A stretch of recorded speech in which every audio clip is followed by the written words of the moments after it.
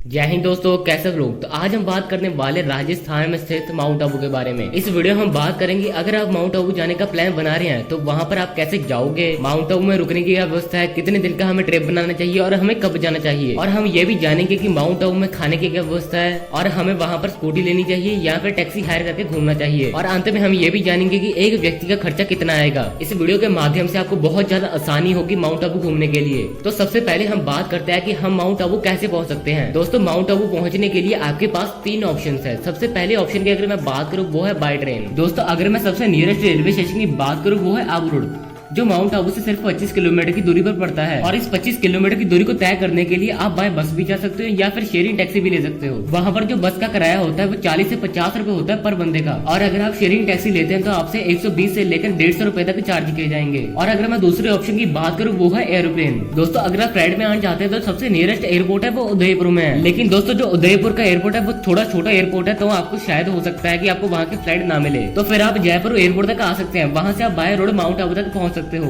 और अगर आप अहमदाबाद की ओर से आ रहे हैं तो आप सीधा बाय रोड माउंट आबू तक पहुंच सकते हैं। अहमदाबाद से लेकर माउंट आबू तक जो इसका डिस्टेंस है वो 230 किलोमीटर तक पड़ जाता है। दोस्तों, अगर मैं तीसरे ऑप्शन की बात करूं वो है आपका बाय बस। दोस्तों, आपको गवर्नमेंट बस या फिर प्राइवेट बस दोनों ही टाइप्स की बस यहाँ तक आने के लिए मिल जाएंगी। आप चाहे देश के किसी भी कोने से आ रहे हैं, आपको उदयपुर या फिर माउंट आबू तक की बस मिल जाएगी। दोस्तों, अब हम माउंट आबू तक पहुंच चुके हैं और अब हम देखते हैं कि हमें स्टे कहाँ करना है और हमें रुकना कहाँ है। दोस्तों, माउंट आबू में सबसे प्रसिद्ध है नक्की लेक। दोस्तों, नक्की लेक के आसपास आपको बहुत सारे होटल्स मिल जाएंगे। दोस्तों, आपको नक्की लेक के आसपास हर चीज मिल जाएगी, आपको कोई भी कमी नहीं होगी वहाँ पर। दोस्तों, अभी आप नक्की लेक के आसपास रुक सकते हैं। यहाँ पर आपको रुकने के लिए तीन ऑप्शन अभी मिलते हैं। दोस्तों, अगर मैं सबसे पहले ऑप्शन की बात करूँ वो है आपका प्राइवेट होटल्स। दोस्तों, प्राइवेट होटल्स में आपको 1000 रुपए से लेकर 1500 2000 तक के कमरे मिल जाएंगे। और अगर मैं आप दूसरे ऑप्शन की बात करूँ वो है आपका धर्मशाला। वहाँ पर आपको 400 रुपए पर डे के हिसाब से कमरे मिल जाएंगे। और अगर आप बैचलर हैं तो धर्मशाला में आपको एक बड़ा सारा हॉल दे दिया जाएगा, वहाँ पर एक आपको बेड मिल जाएगा जिसकी कॉस्ट 100 रुपए होगी। दोस्तों, अगर मैं लास्ट ऑप्शन की बात करूँ वो है आपका पेन गेस्ट। दोस्तों, आप पीजी को तो जानते होंगे, वहाँ पर आपको पीजी जैसे ही होम स्टे मिल जाते हैं जिसके कुछ नॉमिनल चार्जेस होते हैं जैसे कि 700 से 800 रुपए पर डे।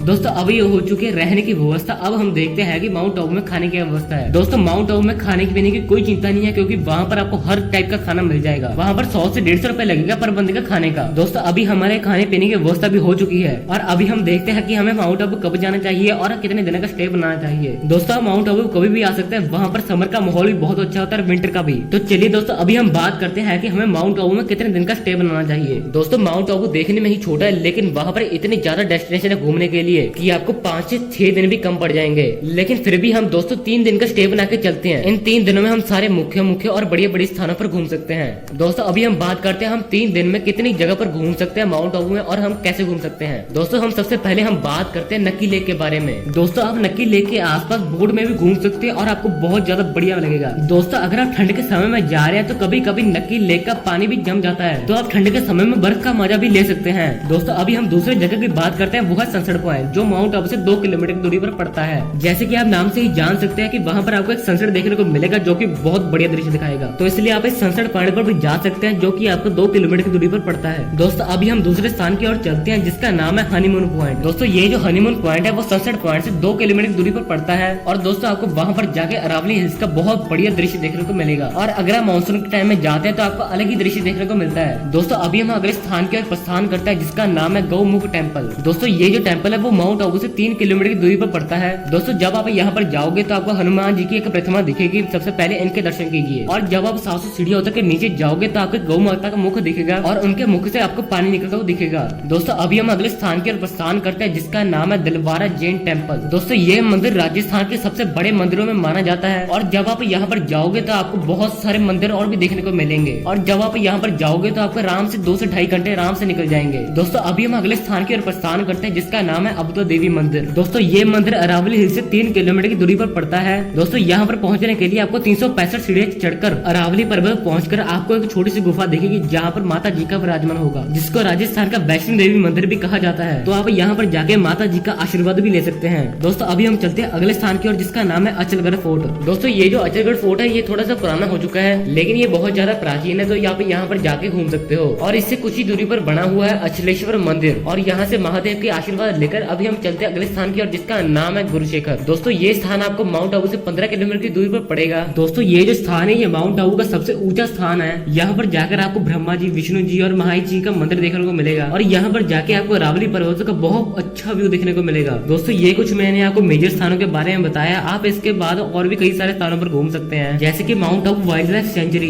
यहाँ पर आपको बहुत बड़ी बड़ी पंछी और जानवर देखने को मिलते हैं। दोस्तों इसके साथ ही एक और स्थान है जिसका नाम है टोड रॉक। इसकी शेप एक मेंढक की जैसी है। इसको देखने पर ऐसा लगता है कि ये अभी तक की झील में जाकर गिर जाएगा। ये दृश्य भी आपको बहुत अच्छा लगेगा, तो आप यहाँ पर भी जाके घूम सकते हो। दोस्तों वहाँ पर एक और स्थान है जिसका नाम है ब्रह्म कुमारी पीस पार्क। आप वहाँ पर भी जाके घूम सकते हो, जैसे कि इसके नाम में पीस है, तो वहाँ पर आपको बहुत सारी शांति देखने को मिलेगी। और साथ ही साथ वहाँ पर एक ऋषिकेश टेम्पल भी, आप वहाँ पर भी जा सकते हैं। और वहाँ पर एक गवर्नमेंट म्यूजियम भी है जहाँ पर प्राचीन मूर्तियां रखी हुई हैं। आप वहाँ पर और भी सारी जगह पर घूम सकते हैं, जैसे कि शंकर मठ, लाल मंदिर, सोमनाथ मंदिर, स्वामी नारायण मंदिर, चंपा केव, दुल्लेश्वर महादेव और भी बहुत सारी जगह घूमने के लिए वहाँ पर। अगर आप इन सारी जगह पर घूमना चाहते हैं तो आपको डेफिनेटली 5 दिन से ज्यादा का स्टे बनाना पड़ेगा। नहीं तो स्टार्टिंग में मैंने आपको जो जगह बताई है आप वहाँ पर घूम के 3 दिन में खत्म कर सकते हो। नकिल लेक के आसपास आपको बहुत सारी जगह शॉपिंग करने के लिए मिल जाएंगी, तो आप वहाँ पर जाके बहुत सारी शॉपिंग कर सकते हो। दोस्तों अब बात करते हैं इन सारी जगह पर घूमने के लिए हमारा साधन क्या होगा। दोस्तों अभी आपके पास 3 ऑप्शन है, जिसमें सबसे पहला ऑप्शन है गवर्नमेंट बस का। अगर आप गवर्नमेंट बस में जाते हैं तो आपको वो 10 से 12 स्थानों पर घुमाएंगे और शाम को वापस से माउंट आबू पर लाकर छोड़ देंगे। लेकिन इन बसों में बहुत ज्यादा हड़बड़ी होती है, तो आप किसी भी जगह को शांति से घूम नहीं पाओगे। तो मैं तो कहता हूँ इस बसों को अवॉइड कीजिए। दोस्तों अभी आपके पास दूसरा ऑप्शन है जो है टैक्सी या फिर ऑटो का। दोस्तों ये जो टैक्सी वाला है वो 2,500 से 3,000 रुपए लेगा एक दिन का, और वो आपको डे 1 में कुछ जगह पर घुमाएगा, डे 2 में कुछ जगह पर घुमाएगा और डे 3 में कुछ जगह पर घुमाएगा। और अगर मैं अभी तीसरे ऑप्शन की बात करूँ जो की सबसे ज्यादा कंफर्टेबल है, वो है स्कूटी हायर करना या फिर बाइक। दोस्तों अगर आप स्कूटी हायर करते हैं तो आपको 300 से 500 रुपए देने पड़ेंगे पर डे के हिसाब से, और अगर आप बाइक हायर करते हैं तो आपको 800 रुपए देने पड़ेंगे रॉयल एनफील्ड के। दोस्तों नकिल लेक के आसपास आपको बहुत सारे एजेंट मिल जाएंगे जो आपको स्कूटी और बाइक हायर करवा देंगे। दोस्तों आपके पास वहाँ पर एक आधार कार्ड और लाइसेंस होना जरूरी है। दोस्तों आपका जो आधार कार्ड है वो आपका एजेंट रखेगा, और आपका जो लाइसेंस है वो आपको अपने पास रखना पड़ेगा। दोस्तों इन सारी बातों को रखते हैं हम साइड में, और अभी हम देखते हैं कि हमें माउंट आबू में कितना खर्चा आएगा एक व्यक्ति का। दोस्तों अगर आप 3 दिन का स्टे बना रहे हैं, बढ़िया से होटल में रह रहे हैं, बढ़िया खाना खा रहे हैं, तो आपका पर बंदे का खर्चा 6 से 7,000 रुपए तक का आएगा। दोस्तों इसमें मैंने ट्रेन की टिकट, फ्लाइट की टिकट, शॉपिंग का खर्चा कोई भी नहीं जोड़ा है, और बस मैंने इसमें खाने पीने का खर्चा, रहने का खर्चा, स्कूटी का खर्चा और किसी भी एंट्री फी का खर्चा जोड़ा है। और अगर इन सारे कॉस्ट को मिलाया जाए तो आपका पर बंदे का खर्चा 6 से 7,000 रुपए आएगा। और बस यही थी पूरे माउंट आबू की वीडियो। और अगर आपको ये वीडियो अच्छी लगे तो वीडियो को लाइक कर दो, और अगर आप किसी और जगह पर घूमना चाहते हो तो नीचे कमेंट सेक्शन में लिख दो, हम उस पर भी बहुत जल्दी वीडियो बना लेंगे। और बस इस चैनल को सब्सक्राइब कर दो, और हम मिलते हैं अपनी नेक्स्ट वीडियो में। तब तक के लिए बाय बाय।